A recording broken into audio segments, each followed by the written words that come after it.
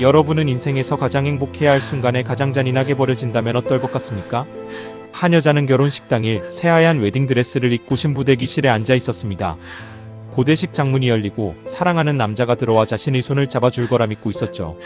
하지만 시간이 지나도 신랑은 나타나지 않았습니다. 하객들은 수군거리기 시작했고 가족들은 고개를 들지 못했습니다. 그리고 결국 그녀는 알게 됐습니다. 결혼식 하루 전 예비 신랑이 문자 한 통만 남기고 사라졌다는 사실을요. 미안해. 결혼 못할 것 같아. 단 한 줄의 문자. 5년의 사랑은 그 한 줄로 끝났습니다. 그날 이후 그녀는 사람들이 동정과 비웃음 속에서 살아야 했습니다. 신랑에게 버림받은 여자. 그 수치스러운 꼬리표는 오랫동안 그녀를 따라다녔습니다. 하지만 그녀는 무너지지 않았습니다. 눈물 대신 이를 선택했고 상처 대신 성공을 선택했습니다. 죽을 만큼 아팠지만 독하게 버텨냈습니다. 그리고 3년 뒤 그녀는 회사에서 팀장이 되었습니다. 이제 누구도 함부로 할 수 없는 자리까지 올라섰죠. 그렇게 과거를 지원했다고 생각하던 어느 날 신입사원 교육을 위해 회의 실문을 연 그 순간 그녀의 세상은 다시 멈춰버립니다. 맨 앞줄에 앉아있던 남자. 3년 전 결혼식장에서 사라진 예비 신랑이 자신 의회 신입사원으로 나타난 겁니다.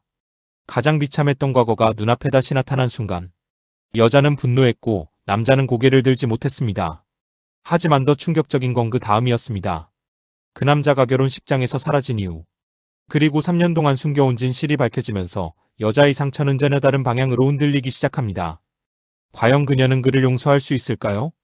아니면 다시 한번 무너지고 말까요? 결혼식장에서 버려진 여자와 3년 만에 눈앞에 나타난 남자. 그리고 절대 예상하지 못한 진실.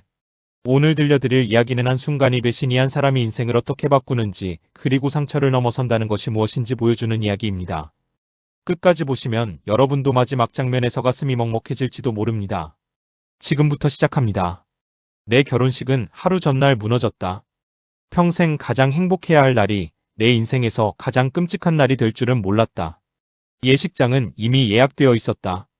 하얀 꽃으로 꾸며진 버질로드, 부모님이 고른 식사 메뉴, 친구들이 준비한 축가까지 모든 것이 완벽하게 준비되어 있었다. 나는 웨딩드레스를 입고 웃고 있는 내 모습을 상상했다. 예비 신랑 민준도 같은 마음일 거라고 믿었다. 우리는 5년을 만났다. 처음 만난 건 26, 직장 동호회 모임에서였다. 민준은 다정한 사람이었다. 말수가 많은 편은 아니었지만 늘 내 말을 잘 들어줬고 내가 힘들 때마다 조용히 곁에 있어줬다. 비 오는 날 우산을 들고 회사 앞에 와 있던 사람. 야근하는 날이면 따뜻한 커피를 사오던 사람. 내가 부모님과 다투고 울던 날 아무 말 없이 옆을 지켜주던 사람. 나는 그가 믿을 만한 사람이라고 생각했다. 우리는 자연스럽게 결혼을 약속했다. 민준과 처음 가까워졌던 건 내가 회사에서 큰 실수를 했을 때였다. 입사한 지 얼마 안 됐던 나는 중요한 기획서 파일을 잘못 삭제했고 팀 전체가 야근을 해야 하는 상황이 됐다. 나는 너무 놀라 서울 먹이고 있었다. 그때 민준이 조용히 내 옆에 와 앉았다. 같이 찾아보자. 그는 나를 나무라지 않았다. 오히려 내가 당황하지 않도록 차분하게 도와줬다. 결국 파일은 복구됐고 팀장에게도 큰 혼은 나지 않았다. 그날 퇴근길에 민준은 따뜻한 캔커피를 내게 건넸다. 처음엔 다 실수예요. 그 한마디에 나는 울 뻔했다. 회사에서 누군가 내 편이 되어준 건 처음이었기 때문이다. 그날 이후 우리는 가까워졌다. 점심을 함께 먹고 퇴근길을 같이 걸었다. 민준은 말이 많지 않았지만 늘 내가 필요할 때 옆에 있었다. 내가 감기에 걸려 아파도 죽을 사다 주었고 야근하는 날이면 같이 남아주었다. 작은 배려들이 쌓이면서 나는 그를 믿게 됐다.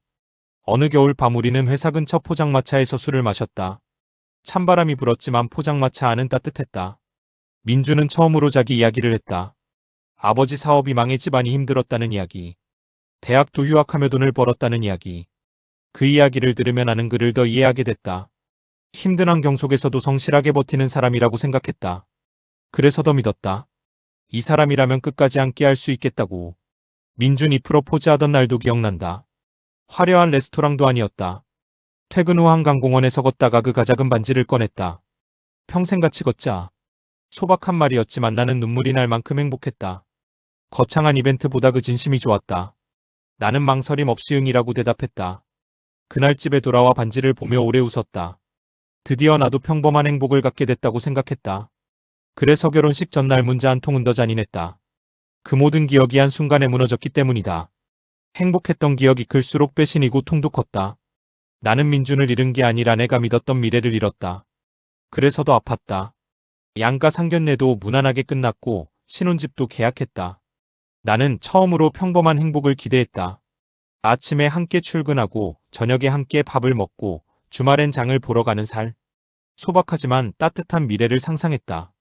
민준도 그런 미래를 꿈꾸는 줄 알았다. 결혼식 전날 밤 나는 신부관리실에서 마지막 피부 관리를 받고 있었다. 친구들이 내게 메시지를 보냈다. 내일 진짜 예쁘겠다. 드디어 간다. 나는 웃으며 답장을 했다. 그때 민준에게서 메시지가 왔다. 짧은 한 줄이었다. 미안해. 결혼 못할 것 같아. 처음엔 장난인 줄 알았다. 전화를 걸었다. 전원이 꺼져 있었다. 다시 걸었다. 꺼져 있었다. 나는 웃으며 친구에게 말했다. 얘 장난치나 봐. 하지만 이상했다. 민준은 그런 장난을 하는 사람이 아니었다. 불안한 마음으로 민준 집으로 갔다. 집은 비어 있었다. 짐도 없었다. 그 순간 다리가 풀렸다. 손이 떨렸다. 숨이 가빠졌다. 머릿속이 새하얘졌다. 다음 날 아침 나는 웨딩드레스를 입고 예식장에 갔다. 아직도 믿고 싶었다. 무슨 사정이 있어서 늦는 거라고. 곧 나타날 거라고. 하지만 결혼식 시간이 다 되어도 민준은 오지 않았다. 하객들이 웅성거리기 시작했다. 신랑 어디 갔대? 무슨 일 있나? 신부 대기실 문틈으로 사람들의 시선이 느껴졌다.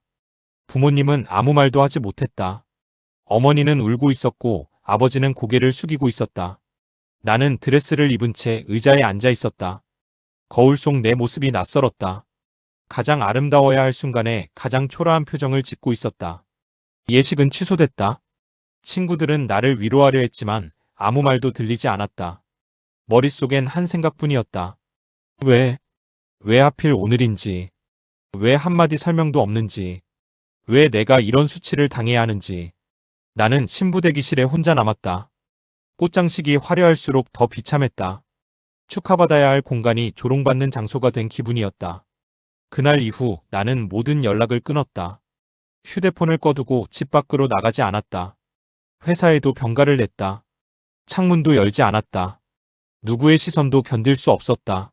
친구들은 걱정했지만 만나지 않았다. 불쌍하다는 눈빛이 싫었다. 한 달 뒤 회사에 복귀했을 때 사람들은 아무렇지 않은 척했다.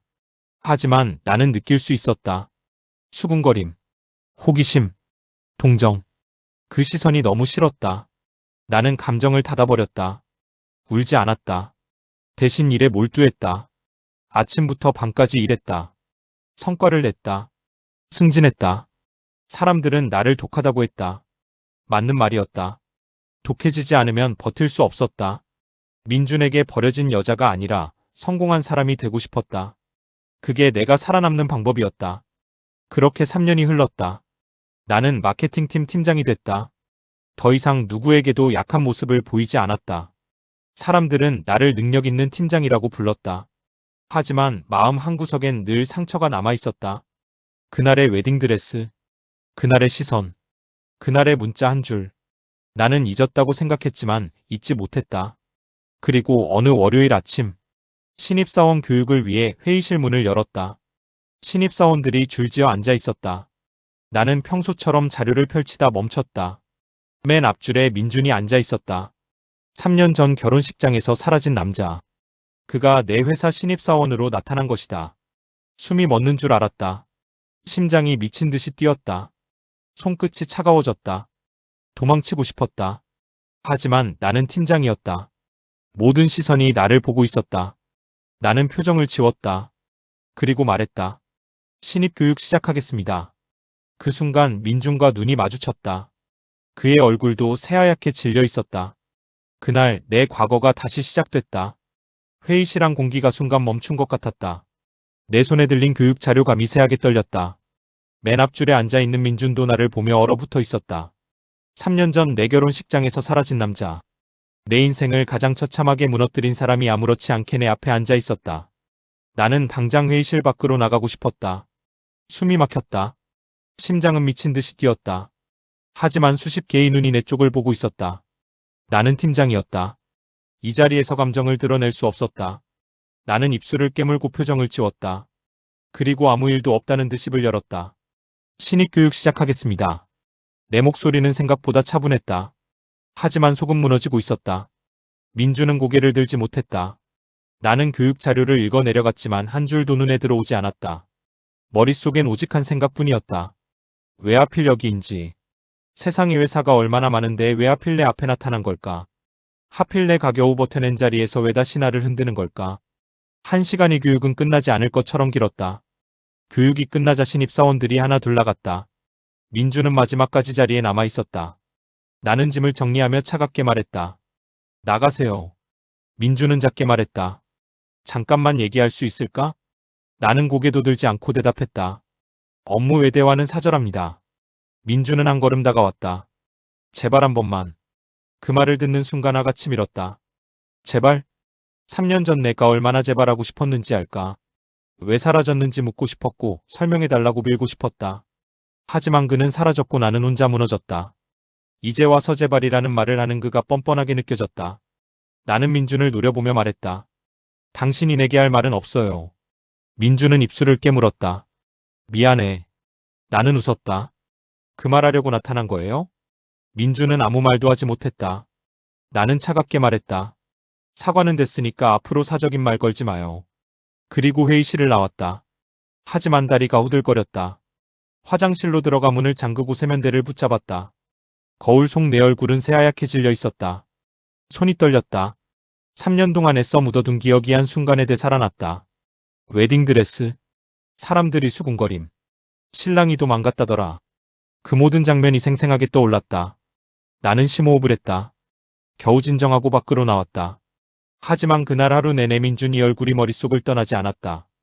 퇴근 무렵 민준이 사무실 앞에서 기다리고 있었다. 나는 그를 보자마자 짜증이 밀려왔다. 왜 기다리고 있죠? 민준은 조심스럽게 말했다. 설명할 기회를 줘. 나는 냉정하게 대답했다. 필요 없어요. 민준은 절박한 표정으로 말했다. 한 번만 들어줘. 나는 한참 그를 보다가 말했다. 딱 10분. 우리는 회사 근처 카페에 앉았다. 어색한 침묵이 흘렀다. 민준은 손을 떨고 있었다. 나는 그 모습이 우습다고 생각했다.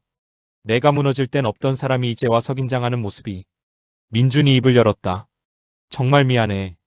나는 쓴 웃음을 지었다. 그 다음은? 민준은 고개를 숙인 채 말했다. 결혼식 전 할아버지가 쓰러지셨어. 나는 차갑게 물었다. 그래서 도망갔다고? 민준은 고개를 끄덕였다. 병원비가 필요했어. 사채까지 썼어. 나는 어이가 없었다. 그래서 설명도 없이 사라졌다고? 민준은 눈을 감고 말했다. 너까지 끌어들이고 싶지 않았어. 나는 웃음이 나왔다. 끌어들이기 싫어서 결혼식장에서 버렸다고? 목소리가 커졌다. 주변 사람들이 쳐다봤지만 신경 쓰이지 않았다. 나는 3년 동안 참아온 분노를 쏟아내고 있었다. 전화 한 통 할 수 있었잖아. 민주는 고개를 숙였다. 면목이 없었어. 나는 비웃듯 말했다. 면목이 없어서 사라졌다고? 눈물이 날 것 같았지만 참았다. 내가 사라진 날 내 인생도 끝났어. 민주는 아무 말도 못했다. 나는 계속 말했다. 사람들이 나를 어떻게 봤는지 알아? 목소리가 떨렸다. 신랑한테 버림받은 여자. 그게 내 이름이 됐어. 민주는 고개를 들지 못했다. 난 회사도 못 갔어. 밖에도 못 나갔어. 죽고 싶었어. 말하면서도 그날 이 감정이 되살아났다. 민주는 작게 말했다. 정말 미안해. 나는 차갑게 대답했다. 늦었어. 그리고 자리에서 일어났다. 민주는 붙잡지 못했다. 카페를 나오는데 숨이 막혔다. 겨우 버텼다고 생각했는데 아니었다. 상처는 여전히 그대로였다. 다음 날부터 민주는 같은 팀에 배치됐다. 피할 수 없었다. 매일 얼굴을 봐야 했다. 회의할 때도 보고할 때도 야근할 때도. 민주는 조용히 일했다. 필요한 말 외에는 하지 않았다. 팀원들은 그가 성실하다고 했다. 하지만 나는 그의 존재 자체가 불편했다. 그가 숨쉬는 것조차 거슬렸다. 그런데 더 괴로운 건 그가 여전히 성실하다는 사실이었다. 일 처리는 깔끔했고 책임감도 있었다. 예전 내가 알던 민준과 같았다. 그게 더 화가 났다. 그렇다면 왜 나에게 그랬는지 이해할 수 없었기 때문이다. 어느 날 야근 중 프로젝트 문제가 터졌다. 중요한 광고 계약이 취소될 위기였다. 모두 포기하려 했지만 민주는 밤새 자료를 다시 만들었다. 그 덕분에 계약은 살아났다. 팀원들은 민준을 칭찬했다. 신입치고 대단하네요. 나는 아무 말도 하지 않았다. 인정하고 싶지 않았다. 하지만 그의 노력을 부정할 수 없었다. 그날 야근이 끝난 뒤 민준이 말했다. 한 번만 기회를 줄 수 없을까? 나는 피곤한 눈으로 그를 봤다. 무슨 기회요? 민준은 말했다. 용서받을 기회. 나는 단호하게 말했다. 없어요. 민준은 고개를 숙였다. 알아. 그래도 말하고 싶었어. 나는 차갑게 말했다. 난 당신 용서 못해요. 민준은 아무 말도 하지 않았다. 나는 돌아서며 말했다. 그리고 다시는 이런 얘기하지 마요. 하지만 집으로 돌아가는 길에 마음이 복잡했다. 나는 분명 그를 미워하고 있었다. 그런데 미움만으로 설명되지 않는 감정이 남아 있었다. 분노, 허무함, 그리고 혼란. 3년 동안 민준을 악마처럼 생각하며 버텼다. 그런데 막상 눈앞이 그는 후회하고 있었다. 그게 오히려 나를 더 흔들었다. 내가 붙잡고 살아온 미움이 흔들리기 시작했다. 그리고 그 흔들림이 두려웠다. 그날 밤 집으로 돌아왔지만 잠이 오지 않았다. 침대에 누워 눈을 감으면 민준이 얼굴이 떠올랐다. 정말 미안해. 그 한마디 가게 속깃가에 맴돌았다. 나는 3년 동안 민준을 미워하며 살아왔다. 그를 미워하는 것이 내 가무너지지 않는 방법이었다. 그날 이 상처를 견디기 위해 나는 그를 가장 나쁜 사람으로 만들었다. 그래야 내가 버틸 수 있었으니까. 하지만 다시 만난 민준은 내 가상상했던 모습과 달랐다. 뻔뻔하지도 않았고 변명하지도 않았다. 오히려 죄인처럼 고개를 숙이고 있었다. 그게 나를 더 혼란스럽게 했다. 내가 미워해야 할 사람이 후회하고 있다면 나는 무엇을 붙잡고 살아야 하는 걸까? 다음 날 회사에서 민준을 보는 순간 또 심장이 철렁 내려앉았다. 민준은 평소처럼 조용히 일하고 있었다. 나를 쳐다보지도 않았다. 마치 거리를 두려는 듯했다. 하지만 그 존재만으로도 나는 불편했다. 회의 중에도 점심시간에도 퇴근길에도 신경이 쓰였다. 팀원들은 아무것도 모른 채 민준을 칭찬했다. 민준 씨 정말 성실하네요. 신입인데 일 처리가 좋아요. 그 말을 들을 때마다 마음이 어지러웠다. 내게 상처를 준 사람이 남들에겐 좋은 사람으로 보이는 게 싫었다. 나는 일부러 민준에게 더 차갑게 굴었다. 보고서를 몇 번씩 수정하게 했고 사소한 실수도 지적했다. 팀원들은 내 가윤한이 엄격하다고 생각했지만 상관없었다. 민준은 묵묵히 받아들였다. 변명도 하지 않았다. 그 태도가 오히려 나를 더 불편하게 했다. 어느 날 야근이 끝난 뒤 민준이 조용히 말했다. 내가 뭘 해도 화가 나겠지만 그래도 최선을 다할게. 나는 차갑게 대답했다. 당신 최선 같은 건 관심 없어요. 민준은 아무 말도 하지 않았다. 그 모습을 보는데 이상하게 마음이 무거웠다. 나는 그를 괴롭히고 있었지만 후련하지 않았다. 오히려 내가 더 지쳐갔다. 며칠 뒤 중요한 프레젠테이션이 있었다. 대형 거래처와의 계약이 걸린 자리였다. 모든 준비를 끝냈다고 생각했는데 발표 직전 자료에 큰 오류가 발견됐다. 팀원들은 패닉에 빠졌다. 시간은 없었고 모두 당황했다. 그때 민준이 앞으로 나섰다. 제가 수정하겠습니다. 그는 노트북을 붙잡고 미친 듯이 자료를 고쳤다. 10분 뒤 완벽하게 수정된 자료가 나왔다. 덕분에 프레젠테이션은 무사히 끝났고 계약도 성사됐다. 거래처 담당자는 만족해했다. 팀원들은 환호했다. 민준 씨 덕분이에요. 나는 아무 말도 못했다. 그가 아니었다면 프로젝트는 망했을 것이다. 인정하기 싫었지만 사실이었다. 회식 자리에서 팀원들이 민준에게 잔을 꺼냈다. 모두 웃고 있었지만 나는 웃지 못했다. 민준은 잔을 들지 않고 조용히 앉아 있었다. 내 눈치를 보는 것 같았다. 그 모습이 또 마음을 복잡하게 했다. 집에 돌아온 뒤에도 민준이 모습이 머릿속을 떠나지 않았다. 왜 이렇게까지 성실한 사람이 그날은 그랬을까? 왜 나를 버렸을까? 이해할 수 없었다. 며칠 뒤 야근 후 사무실에 나와 민준만 남았다. 나는 자료를 정리하고 있었고 민준은 조용히 다가왔다. 잠깐 얘기할 수 있을까요? 나는 피곤한 목소리로 말했다. 할 말 없어요. 민준은 한참 머뭇거리다 말했다. 그날 이후 나는 하루도 편하지 않았어. 나는 고개를 들었다. 민준은 계속 말했다. 너를 버리고도 행복할 줄 알았어? 아니야.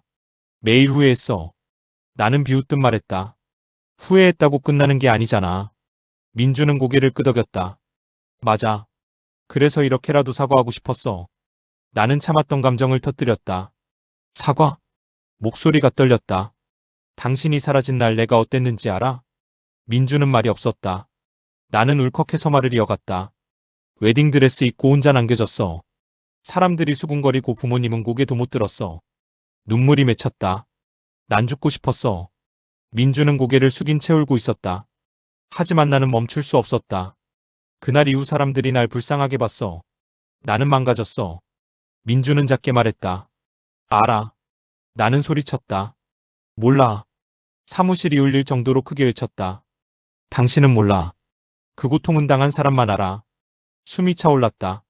민주는 한참 침묵하다가 말했다. 그래서 평생 미안하게 살려고 했어. 나는 차갑게 물었다. 근데 왜 내 앞에 나타났어? 민주는 힘없이 웃었다. 도망치고 싶었지만 도망치면 평생 비겁한 사람으로 남을 것 같았어. 나는 그 말에 아무 말도 하지 못했다. 그는 계속 말했다. 내가 여기 온 건 용서받으려는 게 아니야. 그냥 도망치지 않고 살고 싶었어. 그 말이 이상하게 가슴에 남았다. 나는 그를 용서할 수 없었다. 하지만 그가 진심으로 후회하고 있다는 건 느낄 수 있었다. 그게 문제였다. 미워해야 하는 대미움만 남지 않았다. 오히려 슬픔이 밀려왔다. 내가 잃어버린 시간이 너무 아까웠다. 그때 민준이 작게 말했다. 한 번만 기회를 주면 안 될까? 나는 고개를 저었다. 우린 끝났어. 민주는 고개를 끄덕였다. 알아. 다시 시작하자는 게 아니야. 나는 차갑게 물었다. 그럼 뭐야? 민주는 잠시 머뭇거리다 말했다. 미워하지는 않았으면 해. 그 말을 듣는 순간 눈물이 왈칵 쏟아질 뻔했다. 나는 3년 동안 미움으로 살아왔다. 그 미움이 내 삶이 중심이었다. 그런데 그 미움을 놓으라고 말하는 순간 내가 비어버릴 것 같았다. 나는 아무 말도 하지 못한 채 사무실을 나왔다. 집으로 돌아온 뒤 나는 오래된 상자를 꺼냈다. 그 안에는 민준과 함께 찍은 사진들이 들어있었다. 한강에서 웃고 있는 사진, 여행지에서 손을 잡고 있는 사진, 결혼 준비하며 함께 가구를 보러 다니던 사진. 나는 그 사진들을 한 장씩 넘겨봤다. 사진 속 우리는 행복해 보였다. 적어도 나는 진심으로 행복했다. 그래서 더 억울했다. 그 모든 시간이 거짓이었을까? 민준이 마음도 진심이었을까? 나는 알 수 없었다. 그 순간 깨달았다. 내가 괴로운 이유는 단순히 배신당해서가 아니었다. 내가 믿었던 시간들이 부정당하는 것 같아서였다. 함께 웃고 함께 꿈꾸었던 시간들이 모두 헛된 것 같아서 견딜 수 없었다. 나는 사진을 보며 한참 울었다. 3년 동안 참았던 눈물이었다. 민준을 향한 분노도 내 자신에 대한 연민도 함께 쏟아졌다. 그리고 한참 후 사진을 정리하며 생각했다. 그 시간이 결말은 비참했지만 거짓이었던 건 아니라는 걸. 적어도 그 순간이 내 마음은 진심이었다. 내가 누군가를 온전히 사랑했던 시간은 거짓이 아니었다. 그 사실을 인정하자 마음이 조금 편해졌다. 비록 상처로 끝났지만 그 시간까지 부정할 필요는 없었다. 그건 내 삶의 일부였다. 아프지만 지워야 할 시간은 아니었다. 그 생각이 들자비로 속어거를 조금 객관적으로 볼 수 있었다. 민주는 내게 상처를 줬지만 내 인생 전체를 망친 건 아니었다. 나는 여전히 잘 살고 있었다. 팀장이 됐고 스스로 이 삶을 만들어냈다. 상처 속에서도 여기까지 왔다. 그 사실이 내게 힘이 됐다. 집으로 가는 길 내내 머리가 복잡했다. 나는 민준을 용서할 수 없었다. 하지만 계속 미워하는 것도 지쳐가고 있었다. 내가 붙잡고 있던 분노가 나를 살게 했지만 동시에 나를 묶고 있었다. 그리고 처음으로 깨달았다. 내가 괴로운 이유는 민준 때문이 아니라 그 상처를 놓지 못해서라는 걸. 그 사실을 깨닫는 순간 눈물이 흘렀다. 나는 운전대를 붙잡고 한참 울었다. 분해서도 아니고 슬퍼서도 아니었다. 지쳤기 때문이었다. 오랫동안 미움에 매달려 살아온 내가 너무 지쳤다. 그리고 그날 밤 민준에게서 메시지가 왔다. 더 이상 힘들게 하지 않을게. 내가 회사를 그만둘게. 그 문자를 보는 순간 가슴이 철렁 내려앉았다. 끝내 원했던 일인데 이상하게 마음이 무거웠다. 민준이 사라지면 모든 게 끝날 텐데 왜 이렇게 허전한지 알 수 없었다. 나는 밤새 잠들지 못했다. 그리고 아침이 되자 민준이 빈자리를 생각하고 있었다. 민준에게서 온 문자를 본 뒤 나는 한참 휴대폰을 들고 멍하니 앉아 있었다. 내가 회사를 그만둘게. 분명 내가 바라던 일이었다. 그가 내 앞에서 사라지면 더 이상 과거를 떠올리지 않아도 될 거라고 생각했다. 매일 회사에서 그를 마주할 필요도 없고 억지로 감정을 억누르지 않아도 된다. 모든 것이 편해질 것 같았다. 그런데 이상하게도 마음이 편하지 않았다. 오히려 가슴 한쪽이 답답했다. 나는 그 이유를 알 수 없었다. 분명 나는 민준을 미워했다. 3년 동안 그 미움 하나로 버텼다. 그가 사라지면 후련해야 정상이다. 하지만 민준이 떠난다는 생각에 느껴진 건 후련함이 아니라 허무함이었다. 나는 밤새 잠을 자지 못했다. 침대에 누워 천장을 보며 생각했다. 왜 이렇게 마음이 복잡한 걸까? 민준을 다시 좋아하는 건 아니었다. 그건 확실했다. 사랑은 이미 끝났다. 배신당한 순간 끝났다. 그런데도 이렇게 흔들리는 이유는 따로 있었다. 나는 3년 동안 상처를 안고 살아왔다. 민준을 미워하는 동안에는 그 상처를 외면할 수 있었다. 그를 원망하며 버티면 내 가무너진 이유를 설명할 수 있었다. 그런데 민준이 사라지면 그 미움도 끝난다. 그러면 남는 건 내 안이 상처뿐이었다. 나는 그게 두려웠다. 아침에 회사에 가자 민준이 자리는 비어 있었다. 책상 위에는 사직서가 놓여 있었다. 심장이 쿵 내려앉았다. 팀원들이 수군거렸다. 민준 씨 왜 안 왔죠? 갑자기 그만두나? 나는 사직서를 들고 한참 서 있었다. 어제까지만 해도 내 앞에 있던 사람이 갑자기 사라질 거라고 생각하니 이상하게 가슴이 허전했다. 그 순간 깨달았다. 내가 원했던 건 민준이 사라짐이 아니라 내 상처의 끝이었다는 걸. 민준이 사라진다고 상처가 사라지는 건 아니었다. 오히려 그를 끝까지 미워한 채 보내면 내 상처는 영원히 남을 것 같았다. 나는 사직서를 들고 인사팀으로 갔다. 이 사직서 보류해주세요. 인사팀 직원이 놀란 표정으로 물었다. 확실하세요? 나는 고개를 끄덕였다. 그리고 곧 장민준에게 전화를 걸었다. 몇 번의 신호 끝에 민준이 전화를 받았다. 목소리는 떨리고 있었다. 여보세요. 나는 짧게 말했다. 회사로 돌아와요. 민준은 한참 말이 없었다. 그리고 조용히 물었다. 왜? 나는 숨을 고르고 말했다. 도망치지 말라고 했잖아요. 1시간 뒤 민준이 회사로 왔다. 회의실에 마주 앉았지만 둘 다 한동안 말이 없었다. 먼저 입을 연 건 나였다. 당신을 용서한 건 아니에요. 민준은 고개를 숙였다. 나는 계속 말했다. 하지만 계속 미워하는 것도 끝내고 싶어요. 민준은 눈시울이 붉어졌다. 고마워. 나는 고개를 저었다. 고마워할 일 아니에요. 이건 당신을 위한 게 아니라 나를 위한 거예요. 그 말을 하는 순간 가슴이 조금 가벼워졌다. 나는 처음으로 내 상처를 정면으로 마주하고 있었다. 민준에게 상처받았다는 사실. 그 상처가 아직도 아프다는 사실. 그리고 그 상처를 끝내는 건 민준이 아니라 나라는 사실. 민준은 작게 말했다. 내가 할 수 있는 게 있을까? 나는 잠시 생각하다 대답했다. 없어요. 민준은 고개를 떨궜다. 나는 담담하게 말했다. 잃어버린 시간은 돌아오지 않아요. 우리가 다시 예전으로 돌아갈 수도 없고요. 민준은 작게 알아라고 답했다. 나는 말을 이어갔다. 하지만 이제는 과거에 묶여 있고 싶지 않아요. 민준은 눈물을 삼키며 말했다. 정말 미안해. 나는 조용히 고개를 끄덕였다. 그 사과가 과거를 바꾸지는 못했다. 하지만 그 사과를 듣는 내 마음은 예전과 달랐다. 더 이상 그 말에 분노하지 않았다. 그저 지나간 일이라는 생각이 들었다. 그날 이후 민준은 회사에 남았다. 우리는 철저히 업무적으로 만대했다. 사적인 대화는 하지 않았다. 필요한 말만 주고받았다. 처음엔 어색했지만 시간이 지나자 익숙해졌다. 신기하게도 민준을 매일 보는 일이 더 이상 고통스럽지 않았다. 그가 내 앞에 있어도 예전처럼 심장이 무너지지 않았다. 나는 조금씩 과거에서 벗어나고 있었다. 어느 날 팀 회식이 있었다. 모두 웃고 떠들고 있었지만 나는 문득 민준을 바라봤다. 그는 조용히 사람들 사이에 섞여 있었다. 예전 같으면 그 모습만 봐도 분노했을 텐데 이제는 아무렇지 않았다. 그 순간 확실히 알았다. 나는 이제 민준에게서 자유로워졌다는 걸. 그 사실이 놀라웠다. 용서해서가 아니었다. 잊어서도 아니었다. 그저 그 사람이 더 이상 내 삶이 중심이 아니게 됐기 때문이었다. 며칠 뒤 민준이 퇴근길에 말했다. 정말 고마워. 나는 웃지 않고 대답했다. 앞으로 잘 살아요. 그 말은 진심이었다. 나는 더 이상 그의 불행을 바라지 않았다. 그가 어떻게 살든 이제 내 삶과 상관없었다. 그렇게 말할 수 있다는 것 자체가 자유였다.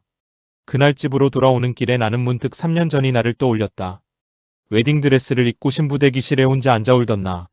세상이 끝났다고 생각했던 나. 평생 그 상처에서 벗어나지 못할 거라 믿었던 나. 하지만 지금이 나는 그 시간을 지나 여기까지 왔다. 상처는 있었지만 무너지지 않았다. 오히려 더 단단해졌다. 나는 그제야 알았다. 상처는 없애는 것이 아니라 통과하는 것이라는 걸. 도망치지 않고 직면해야 비로소 끝난다는 걸. 민준은 내게 큰 상처를 남겼다. 하지만 그 상처를 끝낸 건 민준이 아니었다. 내가 끝냈다. 내가 놓아줬다. 그 사실이 너무 소중했다. 몇 주 뒤 나는 오랜만에 웨딩드레스를 보관했던 상자를 열었다. 3년 동안 단 한 번도 열지 못했던 상자였다. 하얀 드레스는 여전히 깨끗했다. 하지만 예전처럼 아프지 않았다. 예전엔 그 드레스를 보는 것만으로도 숨이 막혔다. 내가 버려졌던 순간이 떠올랐기 때문이다. 하지만 그날은 달랐다. 나는 드레스를 쓰다듬으며 조용히 웃었다. 이제는 그날을 떠올려도 무너지지 않았다. 아픈 기억이지만 나를 끝내지 못한 기억이었다. 나는 드레스를 정리해서 기부하기로 했다. 누군가의 새로운 행복에 쓰이길 바랐다. 상자를 닫는 순간 묘한 해방감이 밀려왔다. 과거를 버린 게 아니었다. 과거를 정리한 것이었다. 집으로 돌아와 창문을 열었다. 따뜻한 바람이 들어왔다. 나는 커피 한 잔을 내려 창가에 앉았다. 평범한 저녁이었다. 하지만 그 평범함이 너무 소중하게 느껴졌다. 예전엔 행복이 거창한 것이라 생각했다. 결혼, 사랑, 완벽한 미래 같은 것들. 하지만 이제는 안다. 행복은 지금이 평온한 것이었다. 누군가에게 인정받지 않아도, 누군가와 함께하지 않아도 괜찮은 상태. 그 평온함이 진짜 행복이었다. 나는 창밖을 보며 생각했다. 과거의 나는 버려졌다고 생각했다. 하지만 지금이 나는 안다. 나는 버려진 게 아니라 다른 길로 오게 된 것뿐이었다. 그 길 끝에서 나는 더 단단한 사람이 됐다. 그것이면 충분했다. 나는 잔을 들고자 깨운잔말했다. 이제 정말 끝이야. 그 말은 민중과의 끝이 아니었다. 내 상처의 끝이었다. 그 순간 비로소 마음 깊은 곳까지 평온해졌다. 집에 돌아와 거울 앞에 섰다. 예전 같으면 거울 속 내 모습에서 상처 입은 여자를 봤을 것이다. 하지만 그날은 달랐다. 거울 속에는 상처를 견디고 지나온 사람이 있었다. 나는 작게 말했다. 이제 괜찮아. 그 말을 하는 순간 눈물이 흘렀다. 슬퍼서가 아니었다. 후련해서였다.